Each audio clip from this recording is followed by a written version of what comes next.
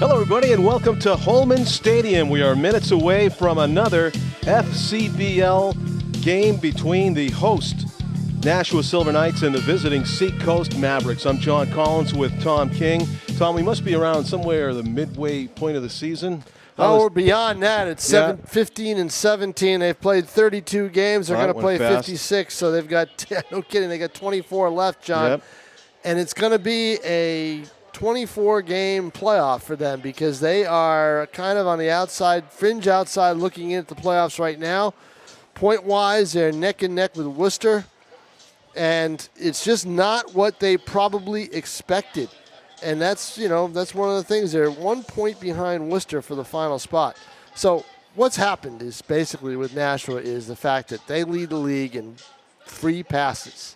You want to get to first base, Nashua will get you there. 153 walks in 32 games. Ouch. That is a lot of base on balls. That is. And it played a part in them not being able to sweep Seacoast, who were here just 2 days ago. We taped this on Tuesday, July 11th. And, now it's imperative. They've got to throw strikes. They've got to get people out. The starting pitchers have only been able to go 3, 4, 5 innings and not being able to keep them in the game. The bullpen, taxed because of that, has come in and, tired arms, and tired arms don't throw strikes. So that's what's going on right now. So, right now Dylan Stimpson is the next man up in the rotation. They've lost a lot of pitchers. They had 4 guys that they had counted on for their rotation that were either sent home by their schools because the schools changed their mind, or they had arm trouble and the school said, okay, we got to get them back. And, that's hurt them as well. Dylan Stimpson with only 6 walks and 16 innings pitched. Yeah, he's not a big part of the problem. It's not great, but it's about 3 a game. So we are about to begin here. That's Tom King. I'm John Collins. It is the Nashua Silver Knights versus the Seacoast Mavericks on a balmy summer evening here. It's a Tuesday, July 11, 2017. As we record this on NashuaETV, our cameraman Tim O'Neill, and the first batter of the game for Seacoast, Julian Burry. B-U-R-Y, fouls it over our left shoulder off the windows of the luxury boxes here at Holman Stadium. Or might have hit the facade of the roof. 0-1 is the count. Dylan Stimpson working to Julian Burry. Strike 2, that over the inside corner at 88 miles per hour with the fastball. Kind of a crossfire delivery for Dylan Stimpson. He steps toward the third base dugout before slinging it toward home plate. And actually puts his foot down on the hill facing home plate, but it just got that knee kick that goes toward the third base dugout, kind of masking the release point to the hitter. Grounded over the mound. Harry Roberson has it on the high hop and makes a nice routine play out of it. 1 up, 1 down in the Seacoast first inning as Burry is retired and a ground out to shortstop. Shadows always play a factor here on summer evenings at Holman Stadium. Most difficult for the right fielder. In this case, it's Cam Cruz, who's got sunglasses, a cap pulled low, and his hand and his glove up in front of his face as the play begins. And the ball's coming out of the shadows on top of it, so it's a tough right field here. Second base, no picnic either for Ted Williams, the second baseman. Interesting, in today's game, we have 2 second basemen that have Major League Baseball names. One is Jim Palmer for the Seacoast Mavericks. He's playing second base for Seacoast. Actually goes by Jimmy Palmer. And, of course, Ted Williams for the Nashua Silver Knights. A ringing single to left, ripped by Brock Henderson of the Seacoast Mavericks, the 2-hitter and left fielder, with a solid single for the game's first hit. So 1 out and 1 on in the Seacoast first inning. And here comes the number 3 hitter and first baseman for the Mavericks, A.J. DeFilippo. As Tom mentioned in the open, Seacoast coming into the contest with a record of 14 and 17, and the Silver Knights just 1 win better at 15 and 17. That ball must have missed high with the fastball just above the zone. It was right down the middle. But the three-hitter, DeFilippo, took it for ball one. Swinging on the 1-0 pitch and grounds it foul as it climbs its way over the railing down there. Lots of promotions in the Silver Knights schedule as we look ahead. They're going to have Brian Scalabrine in here on Thursday night of this week. That'll be the 13th of July. If you're a Celtics fan and a fan of Brian Scalabrine, he will be here.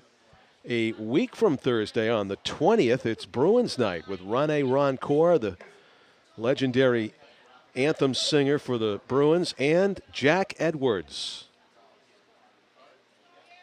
the legend in the making TV announcer for the Boston Bruins, right in the middle of a great broadcasting career. And he's a great guest as well. I saw him stay not just for the end of the game, but about a half hour after it ended, talking with fans, interacting with Nashua Silver Knights fans. Jack Edwards, even outside the stadium, pausing to talk to people before he got into his car. It's a battle right here between Dylan Stimson and A.J. DeFilippo. The 2-2 pitch on the way. The runner bluffed as if to run, and it's a foul ball. So I don't know if he got a bad jump, did Henderson, and decided not to go through with it. He's got that great base-stealing name, Brock Henderson. Ricky Henderson, the all-time Major League run scorer, who also played here at Holman Stadium during the late stage of his career. He had one or two home runs last night. I think it was two in the Celebrity All-Star game in Miami. Of course, July 11 is Major League Baseball All-Star game night. Ground ripped into right field for a base hit. Line drive hit going first to third are the Mavericks as the throw comes in to Ryan Sullivan. Good job of cutting it off at the line by Cam Cruz, or that would have been a double or a triple for DeFilippo, who won the battle. He rips a hard shot down the right field line, and to third base on the play goes Brock Henderson. So pair of hard hit singles here in the first inning. Dylan Stimson pitching to contact. He got a ground out to begin the game, and then two singles have placed runners on the corners for Seacoast. First pitch swinging is the cleanup hitter, Tyler Solomon, also the catcher for Seacoast.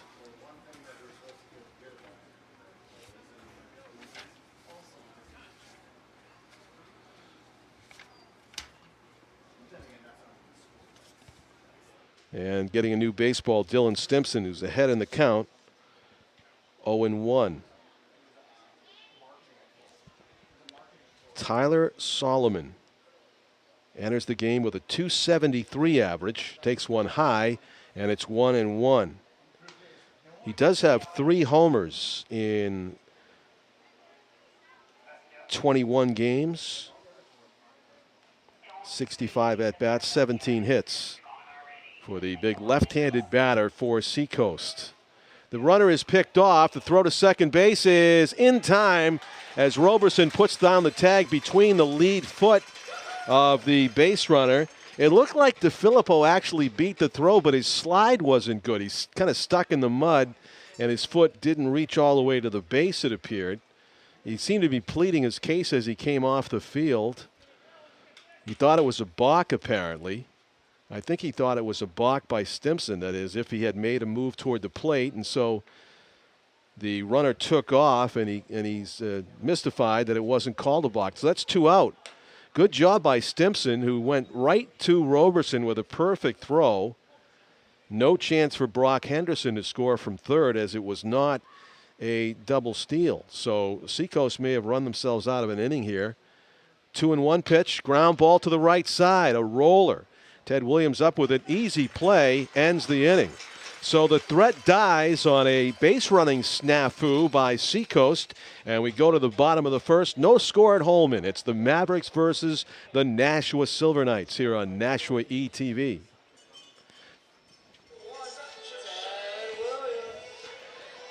To the bottom of the first inning we go here at Historic Holman Stadium, and Ted Williams is the leadoff batter, one of 6 Nashua Silver Knights batters out of the first 7 that are all hitting over 300 or even better. As I see, Cam Cook right now is at 400. Ed Leicius, no stranger to the microphone and to the city of Collins, Nashua. how are you? Good to be with you. And glad to be here. Welcome. So, how many of these games do you see a year? I know you're a baseball guy too, sports guy. Half dozen, yeah. It's great. Tonight's special, of course, with the recognition of Don Newcomb and Roy Campanella. I want to give you your cards. Thank you very much. Beautiful. Compliments of the Nashua Lions Club. Baseball the cards Silver Knights. that show both players in action, a couple action shots, and also portraits up close of Don Newcomb, number 36 for the old Nashua Dodgers, and Roy Campanella, number 39. Is this an annual thing, or is this a new idea? This was to coincide with the banners that were dedicated on the 4th of July. And as you know, the Lions, as Williams fouls one down the third baseline, the Lions sponsor the Hall of Fame that's done every year on the 4th of July. And this year, the inductees were Campanella, Newcomb, and the manager of the Nashua Dodgers, Walter Alston. And so it coincided with the banners, and then Cheryl and I got talking. They wanted to do baseball cards, and so it all came together. And the club is here tonight up in the suite, and we tied it in to do the handout of the cards tonight. So great. You got a good night for it. Oh, we were a little nervous this morning, but, weathermen are wrong 80% of the time. There's another foul down the third base line over the old press box. Yes. Memories. I'm sure you called many games in that thing. There was actually, there was a third level. Wasn't there a third level? The eye in the sky. I forgot. And it got burned down. Oh, that's right. Yeah. I know I sat at one of those for a 4-hour game. Ted Williams ahead of the slow breaking ball or changeup, so the leadoff hitter in the game for the Silver Knights goes down swinging, 1 out in the bottom of the first. And, of course, my dad was at WOTW in 1946. And he had a relationship with the Nashua Dodgers when they were here. Yes. And Joe Bellavance has a picture of my dad interviewing Don Newcomb at the old radio station, the old WOTW. Oh, beautiful. First pitch swinging, Cam Cook grounds out to the second baseman. And so he had a relationship. And then fast forward to the early 80s when minor league baseball returned to Nashua and the Nashua Angels were here. And I was doing the Angel games until I left to go to work for the governor. So kind of paralleled and crossed paths. And just last week I was in Chicago. I hope to have seen the White Sox play. And the manager is Rick Renteria, who played here in Nashua for the Nashua Pirates. Wow. Is he any relation to Edgar? I don't know. But he used to be Rich Renteria, but now he's a manager. It's Rick. Okay. But I never got a chance to see him because we sat there for 2.5 hours in the rain. Oh. And they kept telling us, ladies and gentlemen, we're going to do everything in our power to get this game in tonight. And they never did, right? Well, no, they started at 10:08 and finished at 2:16. But we left. 2:16 a.m.? Yep. Wow. And it was the Yankees, and I wanted to see if this guy Judge is for real. And the only good thing about it is on the jumbo scoreboard there, they were showing the Red Sox game, so. How about that? Opposite field, swinging Austin Young's got a hit. Running over to cut it off is Brock Henderson and holds Austin Young to a 2-out single. 1 aboard for the Silver Knights. Scoreless game, John Collins with Ed Leicius, the Nashua broadcasting legend. You're still in good voice, and I wish, you probably don't want it, but I wish there was an outlet where you could be on the radio every day. Well, right now I'm still working full-time, so we'll see what happens going forward. I know that George Russell keeps hounding me, and does he? Yeah. but that would be my third venture into radio, and I don't know if third time's a charm or what. But I've had some great opportunities, and it's just nice to come out and enjoy yourself. But like I say, the stars just all aligned to do this thing with the Silver Knights and Newcomb and Campanella. How can Nashua Silver Knights fans get these Nashua Dodgers cards? Well, they're handing them out tonight. Yeah. And then after tonight, I guess we'll take a look and see what we got left, and sit down with Cheryl and see, maybe we'll do another night, or something, because right. These are the exact replicas of the banners that are hanging outside, and the artist was here He's from Derry, New Hampshire. Meet the artist, he was right? here, and Yep. he was signing the cards for people who wanted them tonight. Wow, he does great work. He must do other players, too. Line drive by Ryan Sullivan's going to find the gap. And let's see if Austin Young has a chance to score. Nope.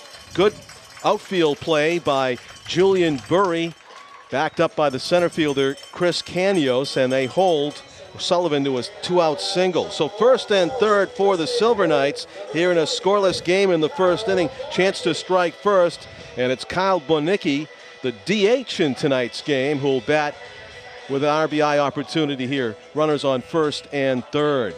Well, the kids are playing well tonight. BJ's not here. Yeah. He's down scouting the All-Star team. USA, Japan. Yeah, USA, Japan. And they'll be here, I guess, Monday night, 17th. That's exciting. You coming to that? I definitely going to try to get to that one. Yeah. That'll be exciting times. And again, more history for Holman Stadium. Sure, yeah. And we've seen a lot. You've seen a lot. And it's an exciting event. Everybody's anticipating USA versus Japan Monday night, July 17. And I was over here this morning, and I was talking to BJ. He was here watching the kids. They had their Silver Knights camp today.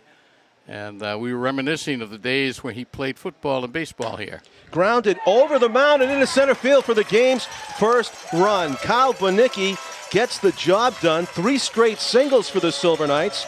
Austin Young scores. Ryan Sullivan is at second base, and Bonicki with a 2-out RBI single. 1-0. The Silver Knights lead it here in the bottom of the first. Pitcher just missed pulling that down. Yeah, if he was Chris Sale, he might have had that. Yeah, he might have had that in his back pocket. Yeah. Speaking of big guys, did you watch Aaron Judge in the home run derby last night? I did. The guy that was hitting before him from the National League. I mean, Stanton? The last 8, I think he put way out in the right field. Incredible. And then Judge gets up there, and I'm saying, this guy's he's inhuman. Yeah. I'm going to the game Saturday against the Yankees, so I can't wait to see him. And now we got a hit batsman here. Yeah, right on the lead arm, it looked like. It gets Harry Roberson. So 3 straight singles followed by a hit by pitch. 1 run is in. The bases are loaded for Anthony Midori, the Silver Knights left fielder, batting .316 on the season. He does have a home run. 2 outs as Blake Walters, the pitcher for Seacoast, running into some trouble after retiring the first 2 batters. Now, here's a chance for the Silver Knights to blow this wide open early. Midori, a right-handed batter. No batting gloves, and he takes one outside. 1 ball and no strikes.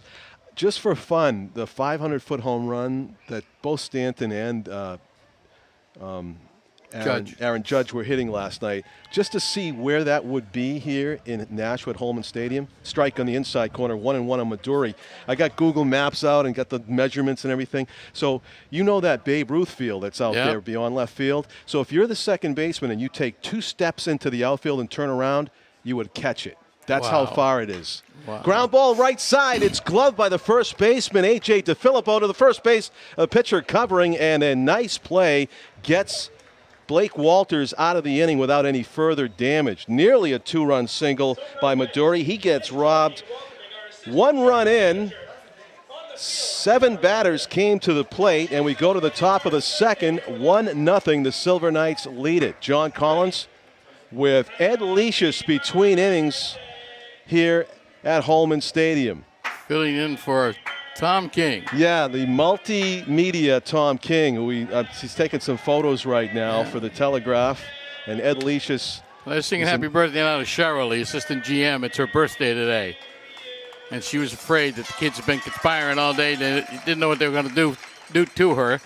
Her office looks like a flower store. Oh, really? I mean, she got all kinds of bouquets. And people love her. She's a very popular person. She's a dynamo, and I mean, we just kind of happened into the card thing, and the Hall of Fame committee hadn't met yet, but it certainly made a good reason. And I think, as Tom said in the article in the paper, 3 of the reasons why Holman is known as Historic Holman Stadium is Don Newcomb, Roy Campanella, and of course Walter Alston was the manager here in '47.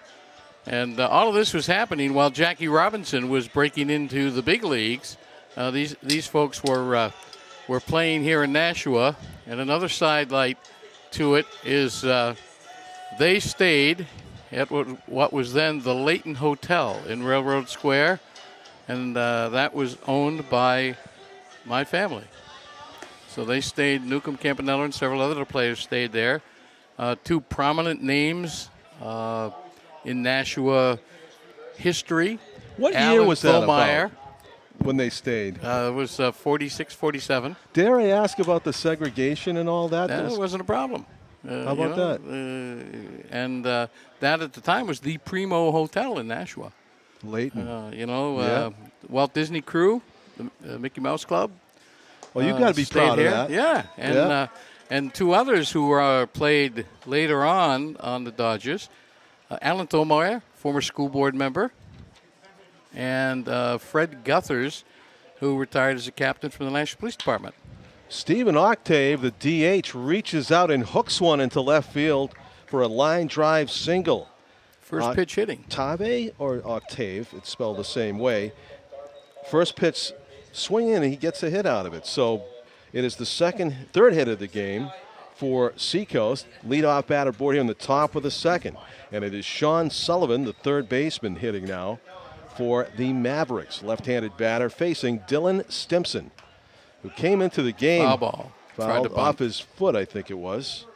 Stimson came into the game holding opponents to a .207 batting average through 16 innings, but has given up 3 singles in this one. So you're still at this too, John? Yes, I'm happy to still have my hand in it. When you're not doing your day job, I hear you occasionally. You do? On the radio. Yes, on the radio. Yes, the fire dispatch. Force of habit. I still listen to everything on the scanner. Right, as I do too in Nashua. And we cooperate, the two departments, quite often. Of course, your chief, I hired when I was on the chairman of the Nashua Fire Commission. Okay, yeah. Rob and his brother Steve, and now Steve's son has just finished his probationary period with Nashua Fire Rescue, and I think it's about a 4th or 5th generation of Buxtons, isn't it? Yeah, yeah. And a great family. Yeah, there's quite a family tradition for many families in Nashua and Hudson of fire and police service. A sacrifice bunt is executed successfully by Sullivan, and down to second base goes Octave with 1 out. Potential tie run is in scoring position for Seacoast. And to the plate comes Edison Cabrera, the shortstop, and right-handed hitting Cabrera. Chance to drive in the tie run. And he takes one. It looked like he was taking all the way inside for ball 1. Field looks pretty good. It does. It's come a long way since prior to the arrival of the Nashua Angels in 1985. Stimson kicks and throws. A swinging bunt left side. Cam Cook charges it, peeks over his shoulder. The runner's not coming, and it's the second out of the inning. Does put a runner at third. Yeah, did he steal third? A balk. Oh, I missed that. Balked Stephen Octave to third, so it was a threat there on the swinging bunt by Cabrera, but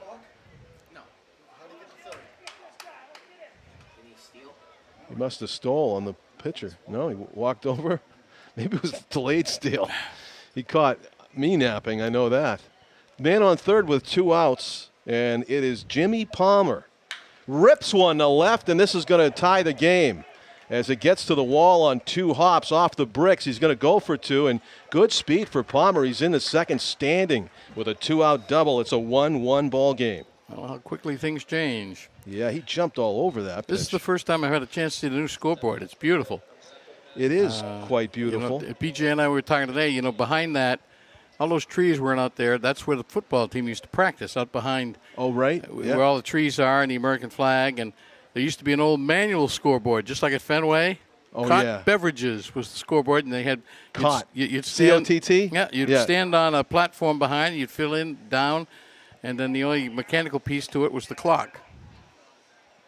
And then way out there behind the center field light pole, you can just barely see that was the original flagpole back there. And I see it. And right down there, they used to have the tackling dummy for the football team, and we'd practice out there. There was no fence then. BJ and I were reminiscing. Today it's all grown, got plantings, trees out there. It's stadium's come a long way. And if you look at the aerial pictures of the stadium in 46, these trees all around there, they were just starting to grow. Shrubs. Yeah. Line drive to right's going to get down, and this is going to plate the go-ahead run for Seacoast. Trying for two is Caños. The throw to second is perfect. What a throw by Cam Cruz. The run still counts. It's a 2-1 Mavericks lead, but a defensive highlight of the game so far. Cam Cruz was challenged with 2 outs by Caños. He does get an RBI single, but he's cut down 9-6, trying to stretch it into a double. Some exciting action here at Holman Stadium as we go to the bottom of the second. It's Seacoast suddenly on top with a 2-out rally, 2-1. You have to wonder, John, leaving the bases loaded last inning, if that's going to come back to haunt the Silver Knights. The baseball gods sometimes punish you for stuff like that. But that was good for Caños for trying that. That would take a perfect throw to get you every time. And Cruz, just from deep right corner, was able to make that throw. Good arm. Great arm, yes. Well, listen, it's been a pleasure, John. Always Thank you, great to see you. Ed Leishus, take care, and dropping by. Thank you for the cards. I'm going to cherish these. Glad to be a part of this wonderful evening here at Historic Holman. Yeah, and we'll see you around the building. All right, thanks, John. As usual. Ed Leishus joining us on NashuaETV. Marymount University center fielder number 7. To the bottom of the second we go. The Silver Knights surrender a couple of runs. Some clutch hitting by Seacoast with 2 outs in the top of the second inning. And it'll be the 8-9-1 hitters due up for the Silver Knights. Luke Tyree, Cam Cruz, and back to the top of the order with Ted Williams. First pitch swinging, Tyree fouls it back. 0-1 is the count on Luke.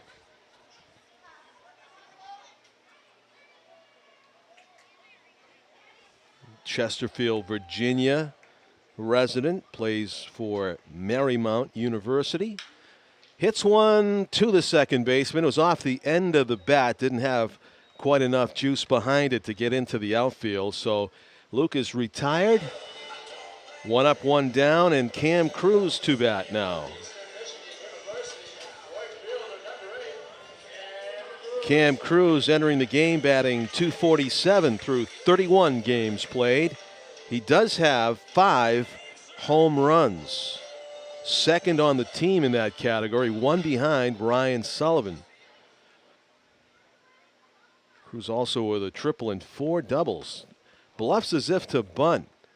You can see the pitcher, Blake Walters, making a move to cover the third base side of the infield, as the third baseman, Sean Sullivan, was a few steps back of the bag, and now he moves up a little bit to take the bunt away. The 0-1 pitch, fisted to left, and it's going to get down. That one kind of fooled the left fielder, Brock Henderson, who took 1 step back, and it was too late to recover. A base hit dumped in front of the left fielder by Cam Cruz.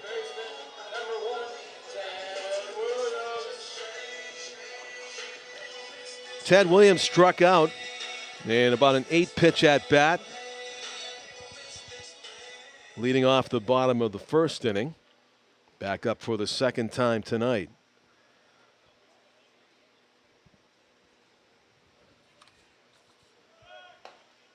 Checking in over the runner, and the throw to second, and he's out. Picked off as a couple of base runners tonight have gotten caught by the pitchers.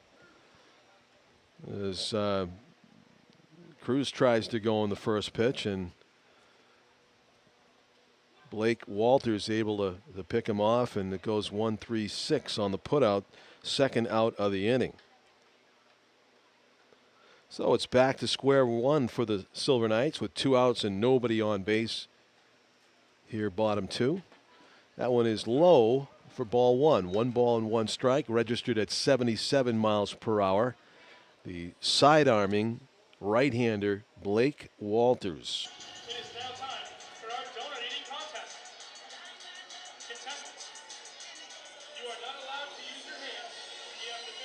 much as you can. You guys ready? Set, eat. Let's hear it for them, guys.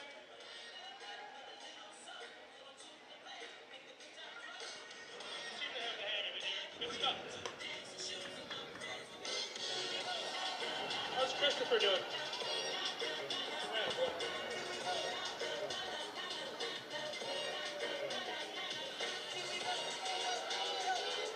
All right, guys, keep going.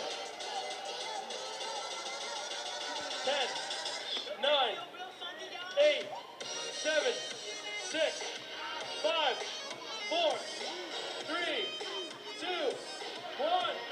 Give him a hand, guys. That was awesome. To the top of the third we go, and the Seacoast Mavericks have their top of the order due up. Right fielder, number 1, Julian Burry. Julian Burry grounded out to the shortstop to lead off the ball game. The Seacoast right fielder is from Mechanicsburg, Pennsylvania, and he plays for Columbia in the Ivy League. First pitch swinging. That appeared to elude the end of his bat as Burry tried to pull an outside pitch and came up empty. 0-1 is the count on Burry. Brock Henderson and A.J. DeFilippo to follow. They both got singles their first time up as Burry fouls the fastball back up over us. It was at 88 miles per hour. What a treat that visit was from Ed Leishus to present us with the Nashua Dodgers cards from the Nashua Lions Club, commemorating the first integrated U.S. baseball team. It was right here at Holman Stadium. Swinging through that one was Burry. It hit the dirt, so Austin Young completing the strikeout by throwing down to first base. First strikeout of the game for Dylan Stimson. One out here in the third, and Brock Henderson, the batter. Henderson, who singled and ended up stranded at third base in the first inning. It's the Major League All-Star game tonight. Don Newcomb, with catcher Roy Campanella, played for the first racially integrated baseball team based in the United States here in Nashua in 1946. The Nashua Dodgers of the New England League. Newcomb continued to play for the Nashua Dodgers into 1947 before moving on through the minor leagues. He debuted for the Brooklyn Dodgers in the majors on May 20, 1949, immediately helping the Dodgers. Sky-high pop-up, foul territory near the third base dugout, long run, and a stumble by Cam Cook. He actually overran it. And it turns into a high and loud strike one. Opportunity for the second out of the inning missed there for the Silver Knights. Newcomb won 17 games in his rookie season for the Brooklyn Dodgers and led the league in shutouts and pitched at one point 32 consecutive innings.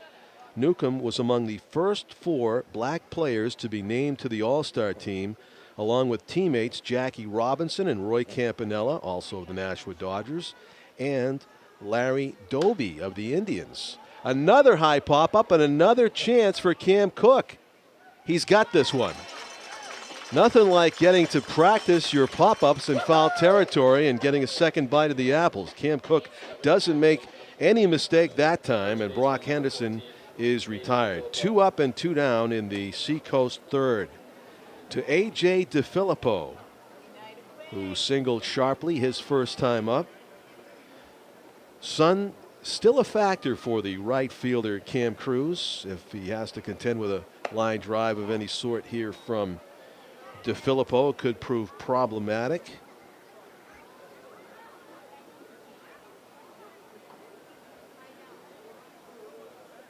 Stepping back now for a reset of the signs is Dylan Stimson. And he kicks and throws. The 1-0.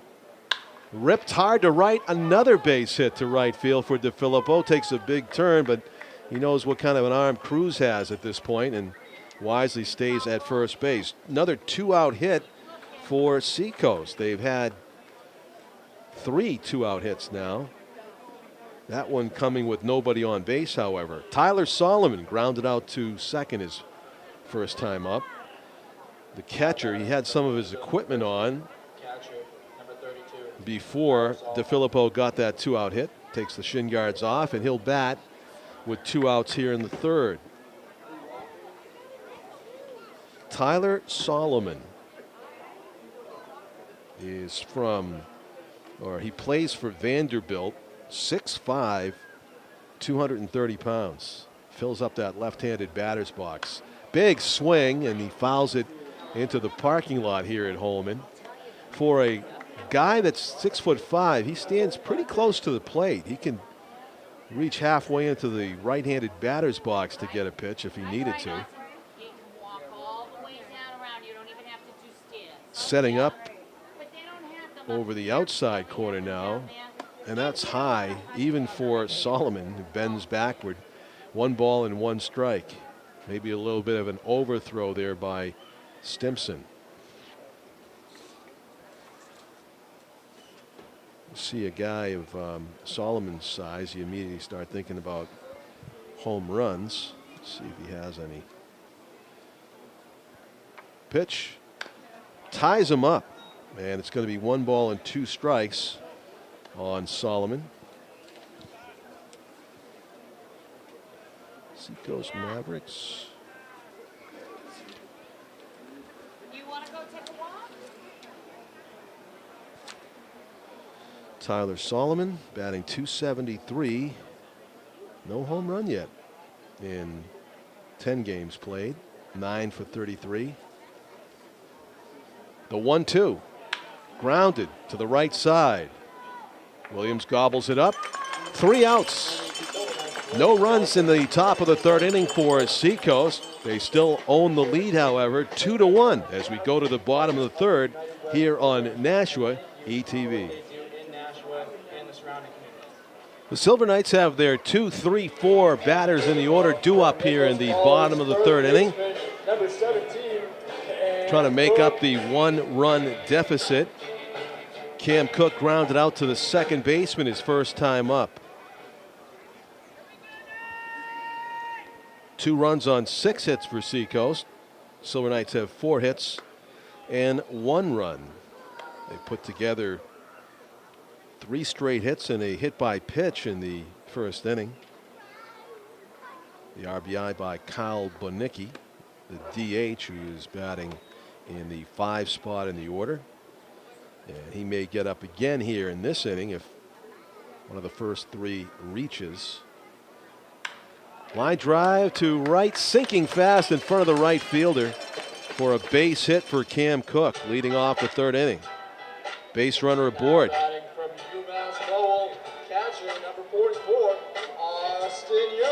Austin Young, who catches for UMass Lowell, to bat with a runner aboard. He scored the sole run for the Silver Knights in the first inning, batting in the 3 spot in the order with a .333 batting average through 4 games played, as Blake Walters checks in on the base runner, Cam Cook.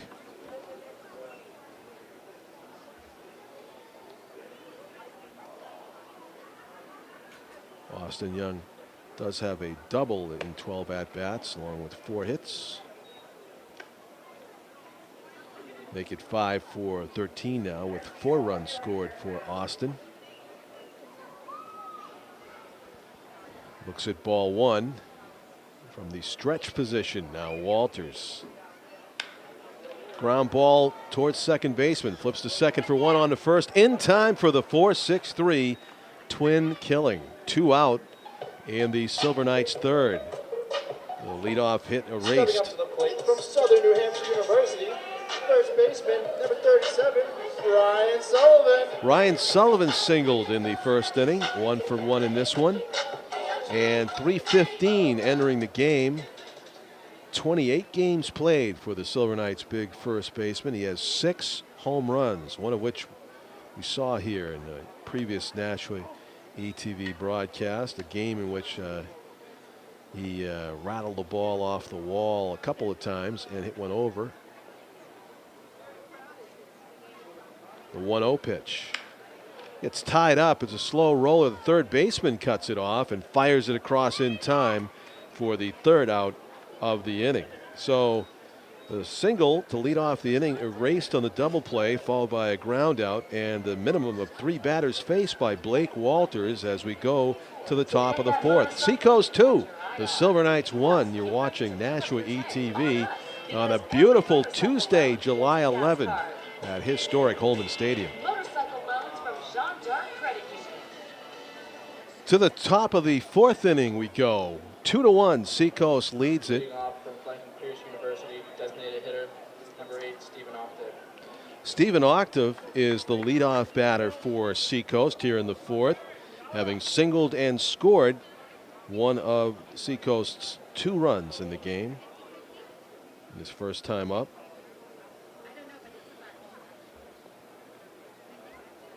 Facing Dylan Stimson for the second time tonight. That fastball stands him up inside for ball 1. BJ Neverett scouting the USA Japan series that we'll be hosting here at Holman on Monday night. A 2-hopper skip hop gobbled up, sharply struck by Octave. Nice play by Ted Williams. 1 up, 1 down in the Seacoast fourth. Third baseman, number 23, Sean Sullivan. Williams has been pretty busy at second base tonight. He's got a assist on a ground out in all 3 previous innings. 3 of the 4 previous innings, I should say.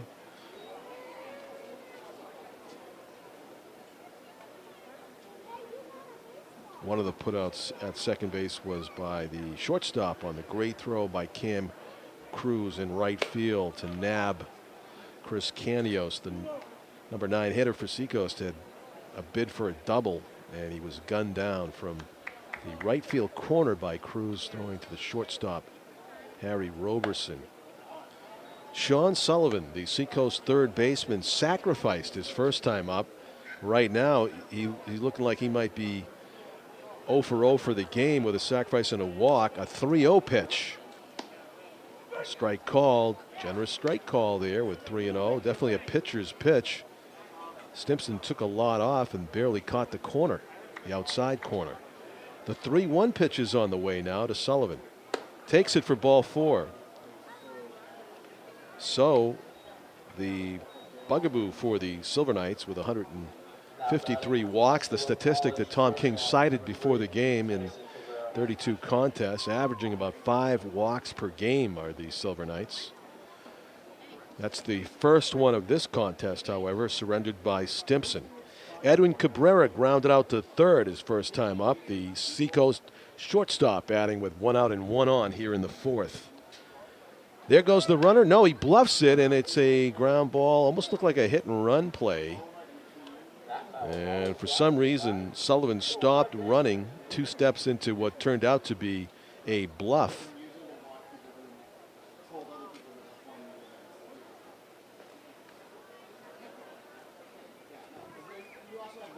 That's a strike, much to the chagrin of Cabrera. He's down on the count 0-2. I think he thought that was low, even if it did catch the corner. Stimson in the driver's seat now, 0-2. Sullivan with a modest lead off of first base. That one's high. 1 ball and 2 strikes. That one at 87 miles per hour on the gun. USA Japan series comes to Holman Monday night, July 17. Great talent will be on display here, adding to the history of Holman. Fouled at the top of the netting behind home plate. Big uppercut that time by Cabrera. And just got a piece to spoil a 1-2 pitch. It looked like it was labeled for the outside corner of the strike zone. And as you mentioned, other stuff happening at Holman. We have a Brian Scalabrine Celtics night here on Thursday. Ground ball to third baseman. Cam Cook to second for 1 to first. Nicely turned double play all the way around the horn. Cam Cook expertly done at third. A hard hit chance. Perfect throw to the second baseman Williams, and he converts the double play. 5-4-3. We go to the bottom of the fourth. 2-1. The Seacoast Mavericks lead the Nashua Silver Knights here on NashuaETV. Silver Knights have their DH leading off here in the fourth inning. Kyle Bonicki, who singled his first time up. Bonicki has the only RBI in the game for Nashua, and he'll be followed by Harry Roberson and Anthony Maduri here in the bottom of the fourth inning. Blake Walters working into the fourth inning, already doing better than he did in his previous and only start for Seacoast, in which Walters went 3 innings, gave up 4 hits, 5 earned runs, including a homer and 2 doubles. A ringing single to right field through the hole by Bonicki, and it's a leadoff batter aboard for the Silver Knights, the potential tying run. Now batting from Amherst College, shortstop number 31, Harry Roberson. Silver Knights shortstop Harry Roberson to bat. Now with 1 out, 1 on and nobody out here in the fourth. Harry took a hit by pitch right off of the left arm his first time up from Walters. Quick move, slow throw to first base, and back easily is Bonicki head first. Harry Roberson entering the game with a 200 average through 12 games played. Bunts it first, third base way. It's a good one. Tough chance, going to bring the first baseman off the base. That should go as a base hit. A very difficult chance because of a terrific bunt. Not really a sacrifice there by Roberson. He got out of that box like a shot, and that bunt really hugged the line and turned into an extremely difficult play for Sean Sullivan. So it is a bunt hit for Roberson. First and second for the Silver Knights. And here is Anthony Maduri, who grounded out to the first baseman his first time up. With the bases loaded, nearly snuck a ground single through the infield, but it was a nice play by A.J. DeFilippo ranging to his right. Another bunt. This is a one-hopper. The pitcher wanted to throw to third, but he spins and does get the batter at first base. So good play by Blake Walters to keep his composure. He had nobody to throw to at third base, or he could have gotten the lead runner. Kyle Bonicki is at third base now. Roberson moves up to second on the sacrifice by Luke Tyree. Anthony Maduri, excuse me. Luke Tyree is up now, who hit a soft liner to the second baseman his first time up. 0 for 1. A fly ball from Tyree could tie it. Single might put the Silver Knights ahead. Line drive lookout off the netting. Down by the tarp. In front of the kids' play area. 0-1 is the count. 7 hits now for the Silver Knights. Following that bunt single by Roberson. Sacrifice by Maduri. 1 out, 2 runners in scoring position. The Silver Knights trail 2-1 for the moment here in the bottom of the fourth inning. Luke Tyree entered the game batting .284 through 27 contests. He does have 2 home runs. That's a ball up and away. 1 ball and 1 strike.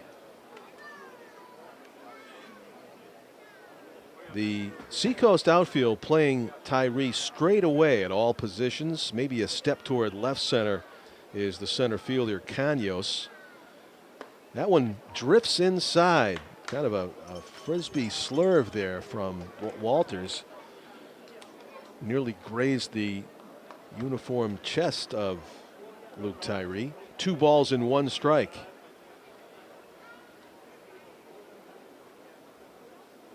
The pitch. Fisted foul. Just beyond the third base dugout. 2 strikes now on Tyree. 2-2 is the count. Cam Cruz on deck. Singled his first time up.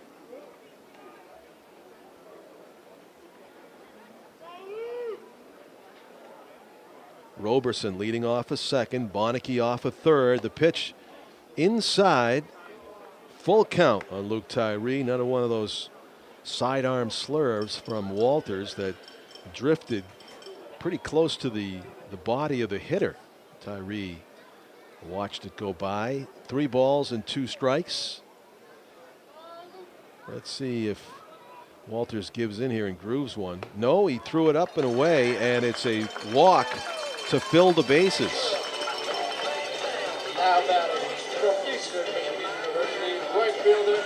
Tyree goes down to first, Roberson at second, Bonneke at third. Seacoast leads this game 2-1, but it could change with one swing of the bat of Cam Cruz. Cam entered the game batting .247. He does have 18 runs batted in 31 games. Would like to put the ball in play here. Of course, stay out of the double play, and he gets tied up by a 76-mile-an-hour changeup, might have been inside, but he swung over it, and it's strike one. A little anxious there was Cam. Big hole on the left side of the infield as the middle infielders are playing for 2. To center. This should get home the tie run. Backing up is Caños. Throws to third base and scurrying home with the second run, Bonneke. It's a 2-2 game. RBI sacrifice fly to center for Cam Cruz, his 19th run batted in on the season.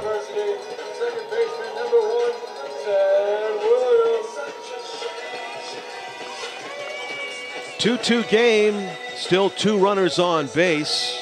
Back to the top of the order. Ted Williams with his 3rd plate appearance tonight. He's 0 for 2 with a ground out and a strikeout. Ted entered the game with a lofty .348 batting average through 30 games. First pitch swing, ground ball to his right, squirts under the shortstop. Here comes the throw to the plate, and it is just late. Hustling all the way, Harry Roberson scores the go-ahead run. 3-2, the Silver Knights lead it. We'll have to wait and see if we've got the game's first error. It may be, had the shortstop Edison Cabrera been able to knock that ball down, the run would not have scored. I don't know if he would have gotten the out at any of the bases, but it did elude the shortstop Cabrera just enough so it trickled into left, and with 2 outs off with a crack of the bat, Roberson scores. So it's still first and second for the Silver Knights with the lead now. That one's served into center field for a base hit. They're going to wave home Luke Tyree, and he's going to score the 4th run of the game for the Silver Knights. RBI single for Cam Cook, his 2nd hit of the game. Stepping up to the plate from UMass Lowell, the catcher, number 44. So they do give a base hit to Ted Williams. No error on the play. Gets an RBI with 2 outs, followed by an RBI single by Cam Cook. Just stuck the barrel on that ball, and it floated past the scrambling and diving shortstop Cabrera for another 2-out RBI single. A 2-run lead now for the Silver Knights. 4 hits and a sacrifice fly in the inning. This is Austin Young, the 3-hitter. Bounded into a 4-6-3 double play. Is also singled and scored. 1 for 2. He's in the driver's seat here. 2 balls and no strikes. Austin Young entered the game batting .333 through 4 contests. He's now 5 for 14. Skies went into foul territory. Very long run and a dive, and nearly a great catch by Brock Henderson. He got himself there. He got his glove in position to nearly make a play, and it just eluded him on the dive. Closing ground nicely. Henderson not able to come up with the 3rd out of the inning. Plenty of room to work with the 3rd baseman and left fielders at Holman Stadium. But with a left-handed batter up there, that was a tester for Henderson, a long way to run. The 2-1 pitch now on the way to Austin Young. Grounded past the mound to the second baseman. Palmer throws to first in time, but the Silver Knights score 3 runs and take a 4-2 lead as we go to the 5th inning. Silver Knights 4 and the Seacoast Mavericks 2. You're watching NashuaETV, Tuesday, July 11. Stay with us. Okay, fans. To the top of the 5th inning we go, and Dylan Stimpson working into the 5th inning on the mound for the Silver Knights has been spotted a 2-run lead now for the first time tonight, working ahead in the game. Let's see how he fares against the Mavericks. 8-9 one-hitters due up. Jimmy Palmer, the second baseman, leading off.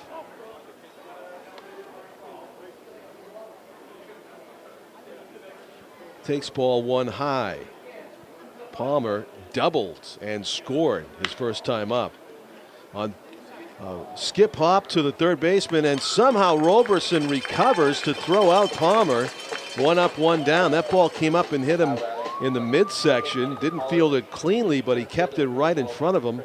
Pounced and threw in time to get the Seacoast leadoff batter here in the 5th. Chris Canios has one of the 6 hits for Seacoast in the 9 spot in the order. The Seacoast center fielder.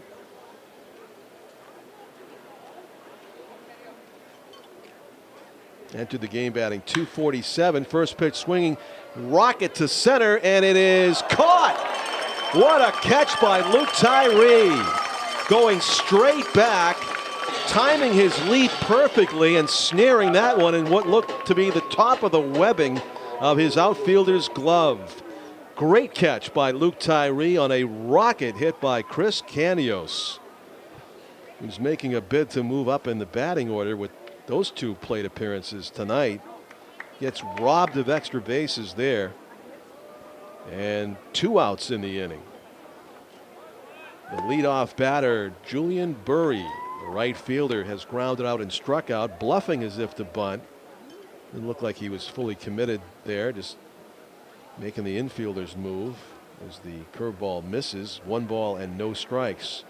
Dylan Stimpson working to Julian Burry. High pop up, and the fielders triangulating out there before Harry Roberson puts it away in shallow left field. So 3 up, 3 down. A good shutdown inning for Dylan Stimpson after being spotted the 4-2 lead. We go to the bottom of the 5th. It's the Silver Knights 4 and Seacoast 2 here on NashuaETV.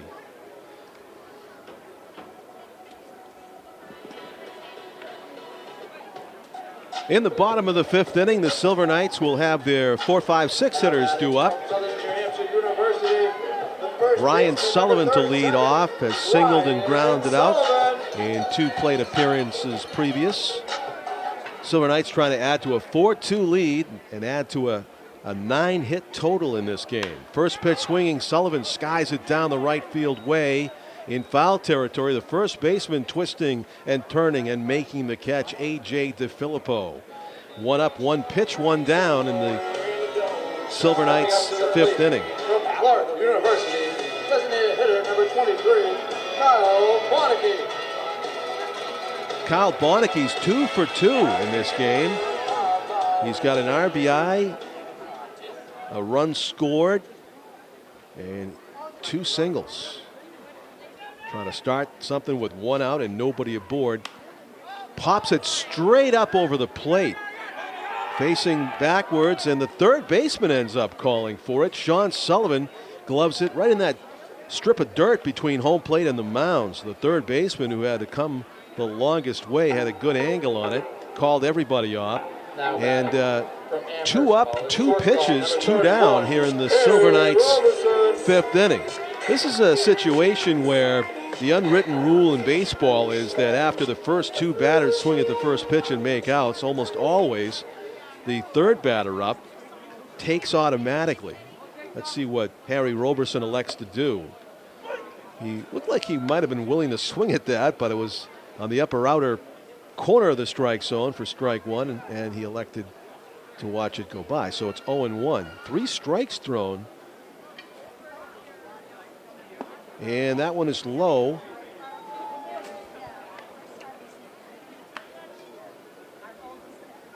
One and 1 is the count to Harry Roberson.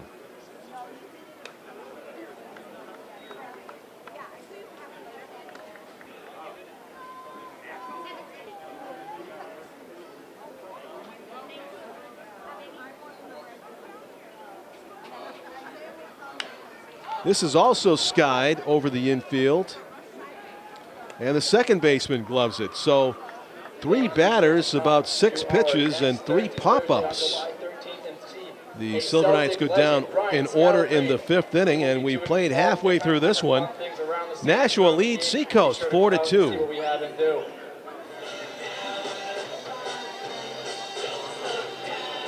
In the top half of the 6th inning, the Seacoast Mavericks have their 2-3-4 hitters due up.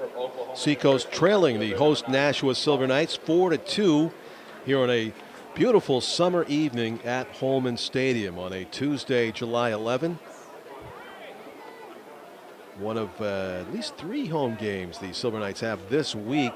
Thursday night, if you're a Celtics fan, you want to be here. Brian Scalabrine will be here on Thursday, July 13. Also, Friday, fireworks and pint glass giveaway this Friday night. Tomahawking the 1-0 pitch high into the air. Henderson's going to pop out to Cam Cook, who was a step into foul territory as he gloves the first out of the 6th inning. We've seen a bunch of pop-ups by both teams over the last 4 or 5 batters, with a line drive out off the bat. Chris Canios mixed in. Great catch by Luke Tyree in center. One of 2 great defensive outfield plays by the Silver Knights in this game. A catch by Tyree straightaway center, and also Cam Cruz gunning down a hitter. Chris Canios, actually Canios has been robbed by 2 defensive plays in the outfield. He was the one that tried to stretch a single into a double and got gunned down by Cam Cruz in the 2nd inning before Tyree took a double or a triple away from him in the 5th inning. Huge swing by DeFilippo, the 3-hitter in the batting order for Seacoast. Entered the game batting .295. He has 3 homers, 17 runs batted in. See why he's in that 3 spot in the order for the Mavericks. Another big cut, fouls it back to the screen. 2 balls and 2 strikes. That was at 87 miles per hour on the gun. DeFilippo is 2 for 2 in this one. He was caught stealing a strange play. It was 1st and 3rd back in the 1st inning. He took off running and was out at 2nd, asking for a balk the whole way against Stimson, but he did not get that call. Austin Young does a nice job of blocking that one in the dirt. Just keeping in practice, as there is no base runner aboard to worry about. 2 balls and 2 strikes to A.J. DeFilippo, the first baseman for Seacoast. He pops it up, and again, 3rd baseman Cam Cook to make the play. 2 up, 2 pop-ups, and 2 down. Let's see if the Seacoast Mavericks also complete the pop-up hat trick. In the 6th inning, we just saw 3 batters in a row pop up by the Silver Knights in the bottom of the 5th.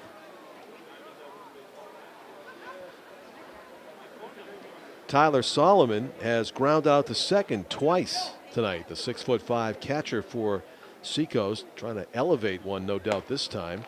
That one misses the outside edge. 1 ball and no strikes.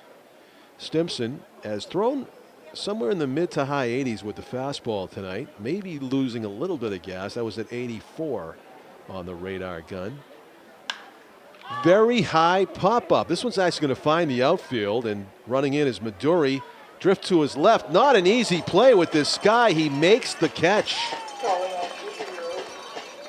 Solomon would have ended up on second base if Midori didn't recover on a very high flyout to the left fielder Solomon with the difficult twilight sky. He makes the play. Nice to have the young eyeballs to make the adjustment on that. 3 up, 3 high pop-outs by the Seacoast Mavericks to match what the Silver Knights did a half inning earlier.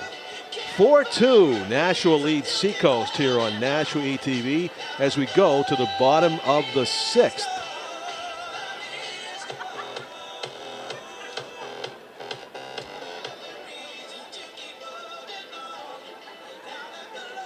Bottom of the 6th inning, the Silver Knights have a chance to add to their 4-2 lead.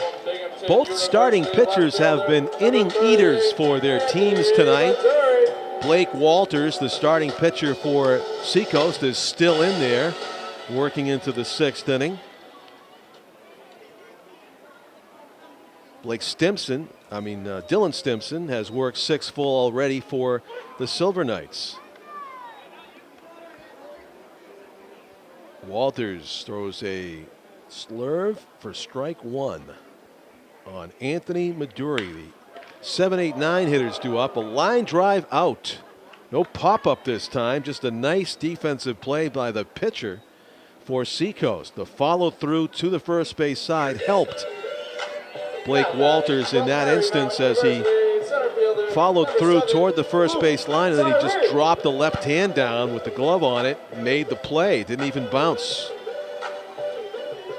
1 up, 1 down in the Silver Knights 6th inning.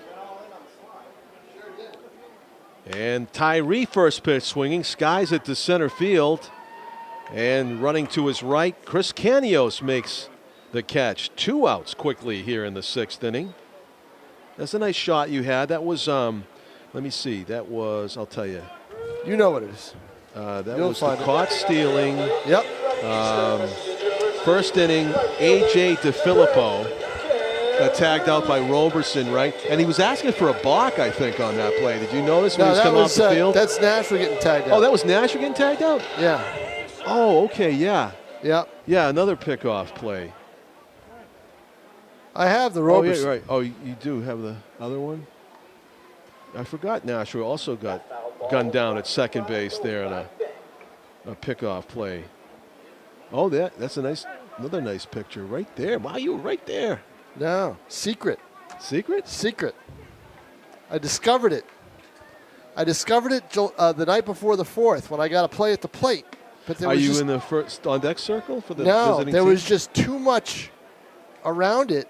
So I said, you know what?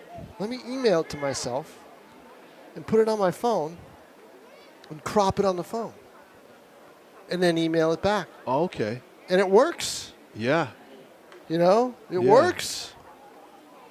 Oh, I could have told you about the magic of cropping. I've done that as a news guy. Yeah, but you just take a wide shot and then you just get the section that you want. There's an opportunity missed for Seacoast. I can't do it on my. I can do it on my computer, but I can't do it till it stays. You know, I don't know how to save it that way on a computer. Oh, yeah. You know, you can move it. You can enlarge it on the computer, but I can't get it to. I can't save it. There must be a way, but I don't. There is. There is. Yeah. You'll show it to me. Yeah. Because that will save me time. Oh, sure. So that they don't have to do it at the newsroom, you know. Right. No. So it looks like you zoomed right in exactly to begin with. Right. Strike 3, and that one was a tough call. I tell you what, I can see why Cam Cruz is upset right there. That ball was, and this sounds like an exaggeration, but I think it was like a foot outside. It looked it. You know, it's strike 3 looking. 3 up and 3 down in the Silver Knights 6th inning, as Blake Walters has given up the 4 runs, but he's got 4 innings where he's put goose eggs up out of the 6 that he's pitched, and right back out there is Blake Dylan Stimson, the starting pitcher, eating innings tonight. He's eating innings, not walking people, but giving up base hits. Yeah, he's pitching to contact. Exactly. Yeah, 6 base hits for the Seacoast Mavericks. They had a great visit with Ed Leicius, who talking about the Lions Club cards. He gave me a couple of the cards. Roy Campanella and Don Newcomb. Nice collection. It all worked out very well for them with the banners and the Holman induction and everything else. It was a perfect scenario for them. Let me give a plug to the artist who was here tonight that painted Roy Campanella and Don Newcomb for the banners and the baseball card images that we have here. Don Higgins is a freelance illustrator living in Derry, New Hampshire. His work has been seen in children's books, novels, Southern New Hampshire theater, and multiple role-playing games. You can see more of Don Higgins' work at donhigginsillustrator.com. Stephen Octave has grounded out, singled, and scored a run.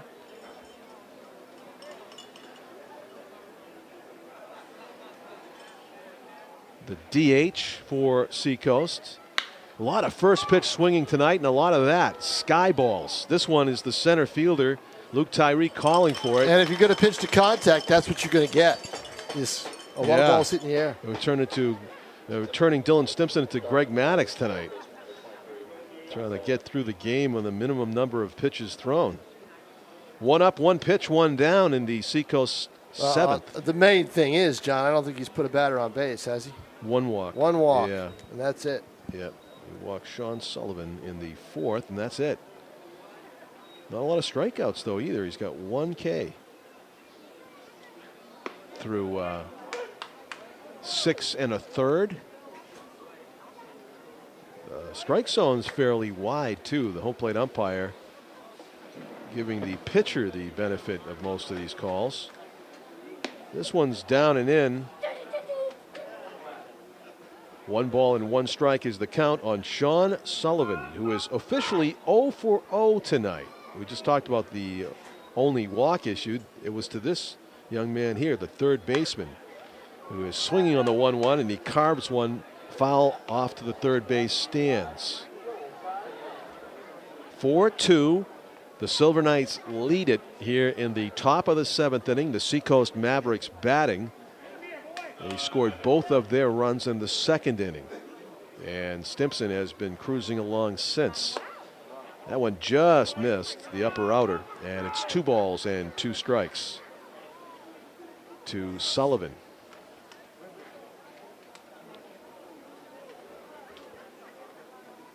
Stimson rocks and throws. To the backstop it goes.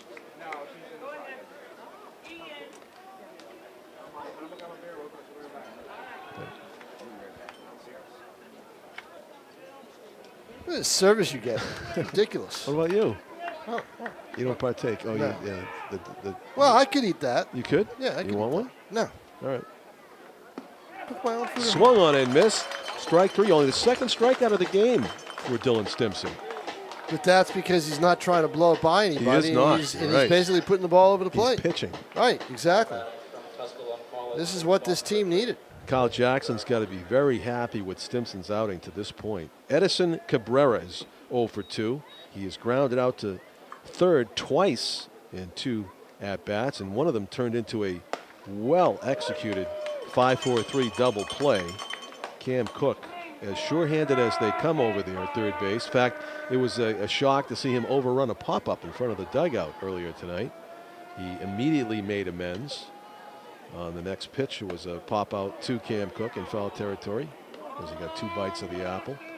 1 ball and 1 strike is the count on Edison Cabrera of the Seacoast Mavericks. He is from, or actually, he's just got 1 entry on his hometown college. It's Tuscaloosa. Ringing hit to left center, overrunning it is Tyree, and Cabrera's going to get into second and maybe third. Back up the play is Maduri, but into third Cook's base. got to get that. Yep, there we go. That's a triple for Edison Cabrera. A slip out there by Tyree, never made contact with the ball, and it eluded him. But one of the things, you saw that catch he made earlier, and one of the things that acting manager Kyle Jackson wanted to do, what he did was, he said he made out the lineup. This was not BJ Everett's lineup. Action Jackson. Action Jackson, what he did was he wanted the speed in center and right because there's more ground to cover. This is a base hit. And a run. So just like that. Yeah, it'll make it a 1-run game. So Cabrera scores the RBI single by Jimmy Palmer. Palmer with 2 RBIs tonight. He drove it around with a double as well. Yep. So what he wanted to do was have that ground covered. So he moved Cruz and Maduri. Just switched in. Move Cruz from center to right and Tyree in center and then put Maduri in left. And here's the young man that's borne the brunt of that brilliant defensive move by Kyle Jackson. Chris Canos has been cut down trying to turn a single into a double by Cam Cruz in right, and he lined out to Tyree in center on a great catch that Tom just talked about. Straight away rocket his last time up. You're going to see Palmer try to run here. He'll try to get that tying run in second with 2 outs. Here in the 7th. 8 hits for Seacoast, 9 for Nashua. That triple by, I think that was, it was actually the second extra base hit for Seacoast in this game. Because they had the double by Palmer.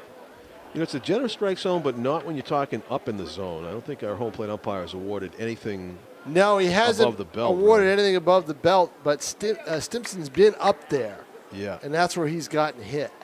The 1-1. That's way up, and it's 2 balls and 1 strike. That elusive third out here in the 7th inning for Dylan Stimson. Now, this is as long as I've seen a Silver Knights starter go in a long time.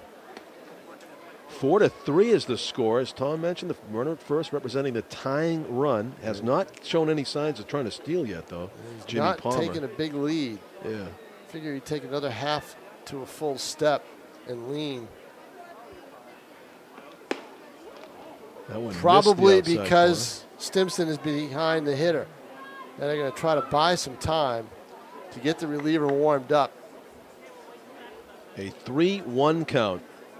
Roberson is at shortstop. Bonicki, the DH tonight. Bonicki has a dead arm. His arm is tired. So they've got Roberson. He can slip right in there at short, and they use Bonicki at DH. And Bonicki already has a couple big hits in this game.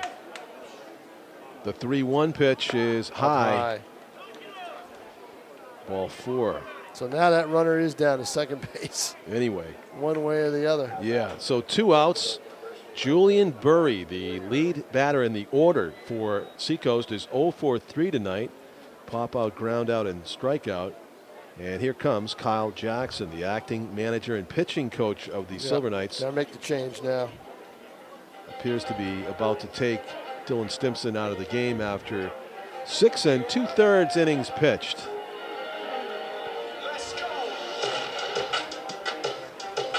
And he gets a couple of pats on the rear from Kyle Jackson. Job well done for Dylan Stimson. Gives his team the lead as he walks off the field here in the 7th.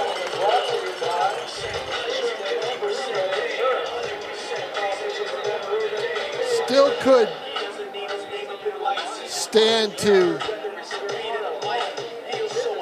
lose this game if that runner from first base scores and they don't, Nashua doesn't, rally back.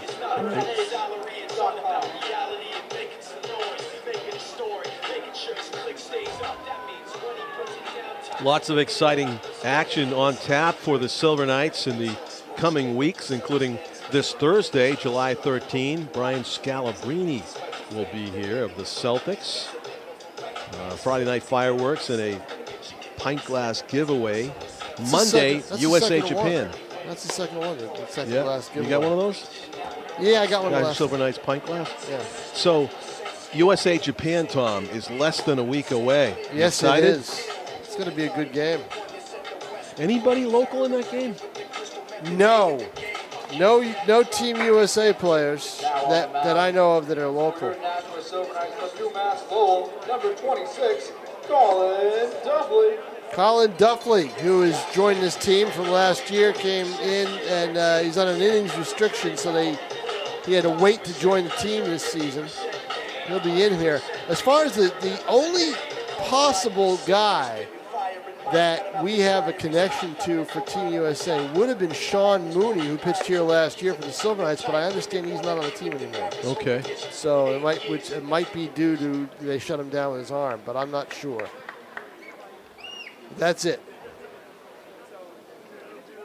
Wearing number 1 and batting 1 in the order for Seacoast, Julian Burry, looking for his first hit tonight. And it would be a big one if he gets it against the relief pitcher for the Silver Knights, Colin Duffley. First pitch swinging, rolls it over to the second baseman, and that is one pitch, one out, inning over. That's a relief job. It is. Better than a strikeout. Yep. One pitch, one out.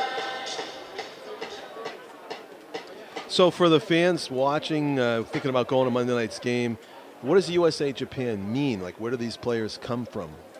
Well, it's Team USA, so they're mostly freshmen, sophomores out of college. So they're probably guys that would have played in the Cape this summer, but instead are playing for Team USA and probably other college leagues around the country. Pretty good team. I mean, guys like David Price and some other names in baseball have played for Team USA. So that's the caliber we're that's talking the caliber, about. Yeah, exactly. I've talked to Ronnie Wallace about it. He said that you're going to see probably the best baseball this place has seen for a while. So since the pride, I would imagine, in terms of the caliber of play. Yeah. So that's what we're going to see, and they're going to do God Bless America, I believe, here in the 7th inning. God bless America, land that I love, stand beside her and guide her through the night with the light from above. From the mountains to the prairies to the oceans, wide with foam. God bless America, my home sweet home. From the mountains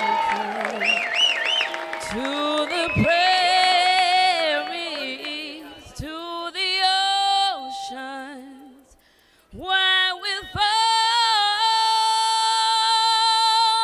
God bless America, my home sweet home.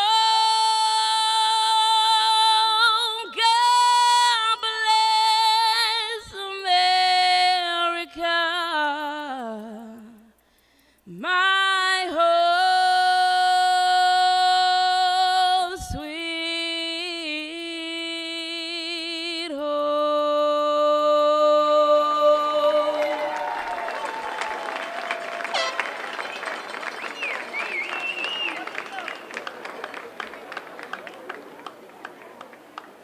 To the bottom of the 7th inning we go here at Holman Stadium. The Silver Knights nursing a 4-3 lead, looking for some insurance runs for Colin Duffley and the Silver Knights pitchers, who may try to close this thing out. The starting pitcher for the Seacoast Mavericks is still out there. Blake Walters has surrendered 4 runs through 6 full innings of work. He had a very simple 6th inning as 3 straight batters popped out to go 1, 2, 3.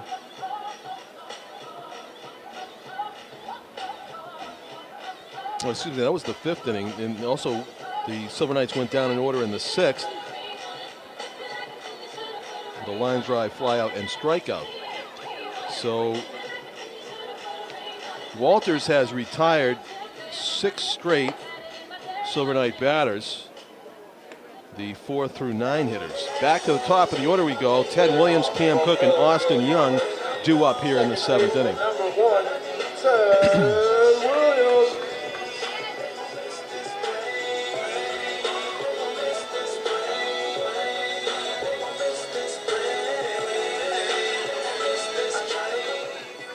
Williams has struck out, grounded out, and singled, 1 for 3 tonight. So, Tom, as a Yankee fan, yes, confessed one, you are. Proud one, I should say. Line drive, single left, first pitch, swinging. I tell you, Ted Williams always finds a way to get on base, doesn't he? He does. I had a long talk with him before the game. Oh, yeah? Chatted with him. Millersville College, Pennsylvania area. Tim Bowman has a connection with the coach there, and they were able to get a couple guys from the school.